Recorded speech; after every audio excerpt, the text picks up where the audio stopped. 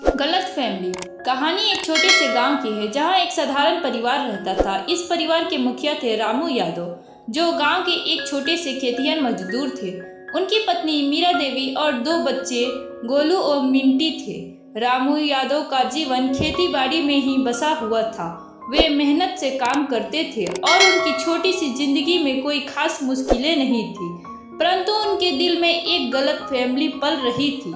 रामू यादव हमेशा यह सोचते थे कि वे बहुत बड़े आदमी हैं और एक दिन उनका नाम पूरे गांव में होगा। उनका मानना था कि जो भी लोग ज्यादा मेहनत करते हैं वही असल में सबसे बड़े होते हैं। वे अपने आप को बड़े किसानों और समाज के नेताओं के बराबर मानते थे। वे अक्सर यह सोचते कि गांव के लोग उन्हें सम्मान देंगे जैसे बड़े किसान या नेता को मिलता है।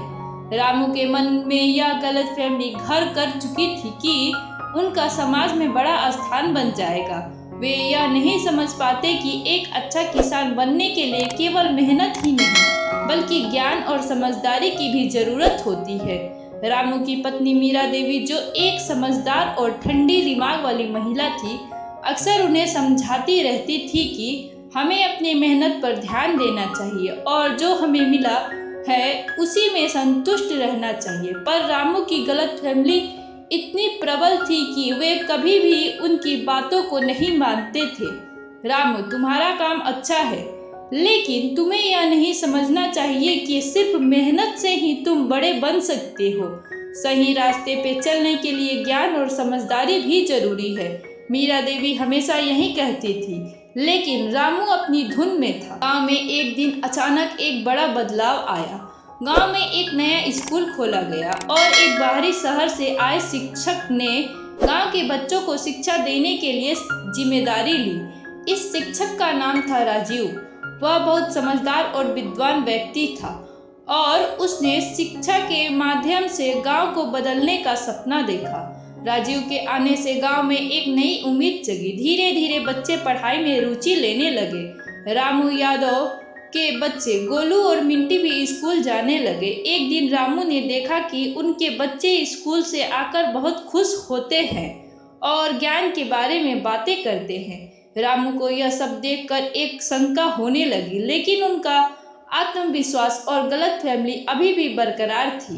एक दिन गांव में एक बड़ा आयोजन हुआ जहां सब लोग अपने अपने कामों का प्रदर्शन करने आए थे। रामू यादव ने सोचा कि यह उनका मौका है जिससे वे गांव में अपने नाम की धूम मचा देंगे। वे अपने खेतों में उगाई गई फसल को लेकर आयोजन में गए। उन्होंने अपने मेहनत से उगाई हुई फसल का प्रदर्शन किया और बड़ी उम्मीद से खड़े हो गए, यह सोचते हुए कि उन्हें बड़ा किसान मानेंगे और उनका सम्मान करेंगे। लेकिन जब लोगों ने उनके खेत की फसल देखी तो उन्हें खेद हुआ। फसल उतनी अच्छी नहीं थी जितनी रामू ने सोची थी। गांव के कुछ अन्य किसान ने उन्हें बताया कि उनकी फसल में कुछ कमी है और कई अन्य किसान उनसे कहीं ज्यादा अच्छी फसल उगा रहे थे। रामू यादव को यह सुनकर बहुत दुख हुआ।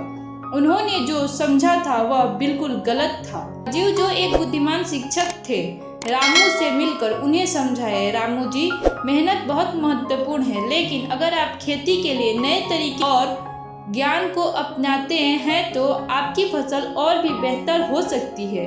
आपको सिर्फ अपनी मेहनत पर नहीं बल्कि सही दिशा में उस मेहनत को लगाना होगा। राजीव की बातों ने रामू की सोच को बदल दिया। उन्हें समझ में आ गया कि उनकी मेहनत अकेले सब कुछ नहीं कर सकती। अब वह गलतफहमी से बाहर आ चुके थे और उन्होंने न केवल खुद को बल्कि अपने बच्चों को भी शिक्षा के महत्व को समझाने की कोशिश की।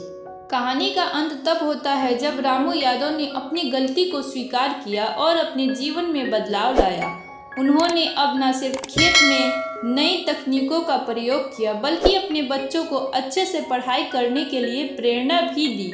गोलू और मिंटी ने भी अपना ध्यान पढ़ाई पर लगाया और धीरे धीरे गांव में एक सकारात्मक बदलाव आया। रामू की गलती यह थी कि उन्होंने अपनी मेहनत को ही सब कुछ समझ लिया था, लेकिन अब उन्होंने यह समझ लिया कि मेहनत के साथ साथ सही दिशा और ज्ञान की भी आवश्यकता होती है। गांव के लोग अब रामू यादव को सम्मान देने लगे, लेकिन इस बार वे केवल उनके खेतों की फसल की वजह से नहीं, बल्कि उनके बदलते हुए दृष्टिकोण और समझदारी के कारण उन्हें सम्मान देते थे।